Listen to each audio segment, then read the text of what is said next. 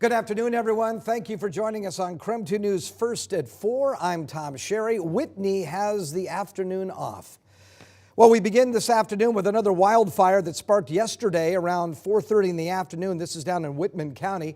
Washington State Fire Assistance is mobilizing to fight the fire, which has already burned 3,000 acres. The closest town to the fire right now is Central Ferry. Now, that's located about 25 miles west of Pullman. Right now, level 2 and 3 evacuations are in effect. According to State Fire Marshal's office, homes, crops, and critical infrastructure are threatened. The cause of the fire is still under investigation. This is a developing fire. We'll continue to bring you more updates as we learn them. We are also continuing to track the wildfire burning near Williams Lake. This is just south of Cheney. The fire has been burning since Wednesday. Right now, the size estimate has been reduced to about 1,600 acres burning, but Fire District 3 says that's because the smoke is obscuring the ground and making it harder to map the fire. The Williams Lake fire is 0% contained. As of right now, there have been no changes in the evacuation maps, which you can see right there. No more structures were lost overnight. Firefighters were able to keep the fire largely in place yesterday by establishing dozer lines around the perimeter. Well, the Williams Lake fire is still causing a level 3 evacuation zone. There are lingering hot spots where firefighters don't feel it is safe yet for people to return. Fortunately, no homes were burned down during the wildfire. There is also no one left at the main evacuation center at Cheney High School. One resident feels lucky that her house wasn't damaged. I'm grateful today for my family, for the firefighters, for my neighbors. I literally know my home is standing, but I don't know any more than that. Fighters are currently working to gain control of the perimeter to allow residents to re-enter their homes. Residents will be notified as soon as emergency officials get the green light. Williams Lake fire has had a devastating impact on a family farm.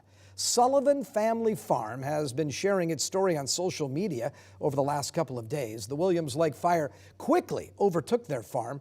They lost hay, timber, and fences, but thanks to quick-acting neighbors and firefighters, they were able to save the house and the barn. Neighbors cut fences so animals could escape flames. Their beloved ox, Sprite, was missing. Louise Sullivan tells us she was thrilled when the ox was found, but is now having to send video of him to a vet to get help treating his burns. Since their farm is still in the evacuation zone, the Bohemian in the Spokane Valley is hosting a special sale tomorrow to support Sullivan Family Farms. They'll have their farm goods like pasture-raised beef, flour, fields, cow path, bakery treats, and more. That's all starting tomorrow morning at 10 o'clock.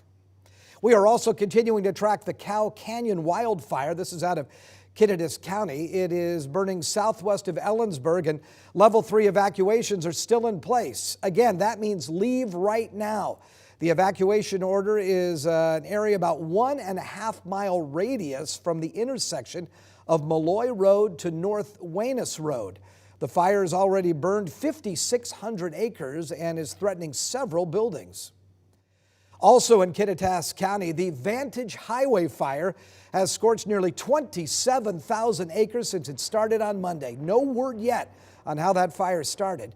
Fire officials say it's now only 35% contained.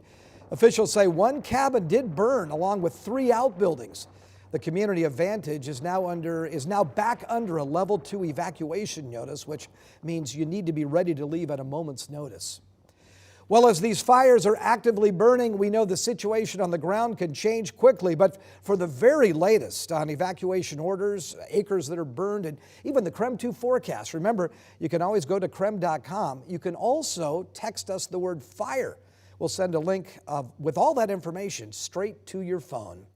Also important to note, as wildfire danger is rapidly increasing, the air quality index will change as smoke moves through the area.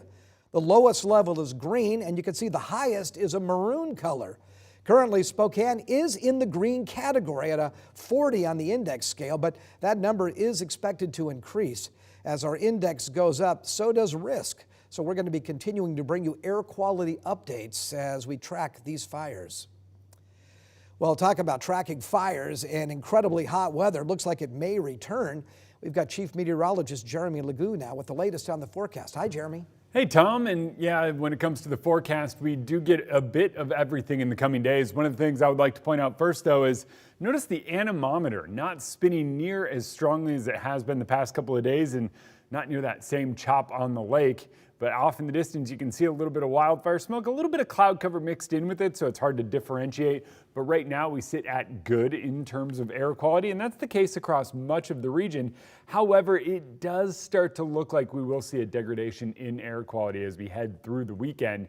Basically, with all of the wildfires around us and our weather pattern setting in, it is likely we see more smoke fill the sky today. And then as we get through the day tomorrow, it looks like a lot of that settles back down near the ground. Basically, what's going to happen is a ridge of high pressure builds in, and sinking air in the atmosphere pushes a lot of that smoke overhead back down to the ground. And with calmer winds, that smoke doesn't move far from those flames. And as we get into next week, Tom's right, heat is on. We're pushing hundreds once again. But don't worry, on the way there, a rather nice weekend. A bit hazy tomorrow across the region. Sunday in the 90s, getting hotter. And then next week, that's when we really heat up. Well, delightfully cooler today. Thanks, Jeremy. Court documents are revealing some disturbing new details about the man set on fire in northeast Spokane that happened earlier this week. Now, witnesses told police the victim was seen running from a house on Princeton Street screaming for help. Witnesses tried to put the flames out with a hose, and then they drove him to the hospital. Well, he was then airlifted to the burns center at Harborview with burns on over 30% of his body. Court documents indicate the victim told his mom earlier in the day that he owed people a lot of money for drugs. No arrests have been made yet. In other top stories, the cooling tent at the homeless encampment near I-90 is going to stay put as temperatures climb back into the triple digits next week. Jules Helping Hands, one of the nonprofit organizations responsible for that tent, says it's going to stay up at least through Tuesday. The city of Spokane previously issued an order to remove the tent to Washington State Department of Transportation. They own the land that the camp is located on. The city can fine WashDOT for each day that it doesn't comply with the city's order. Extreme heat warnings have been issued by the National Weather Service for next week. So even though funding is low, Jules said they will pay any issued fines to keep the tent up and running. Beds, food, water, and phone charging stations are all provided inside that cooling tent. There's food, there's drink, there's snacks, there's beds, there's everything, fans. We go in there to just hang out. You know, we basically are family here. We're all tight-knit and known each other for a long time. I'm grateful because I'm telling you, if it wasn't for this tent, I think a lot of us probably would have died of heat stroke. Well, Jules Helping Hands says that they also said that they're already about $4,000 short in funding for staff, but they say they will find a way to pay any fines regardless. Well, one Seattle legend is gearing up for her last game. When we come back, a look back on Sue Bird's career and where she's going next.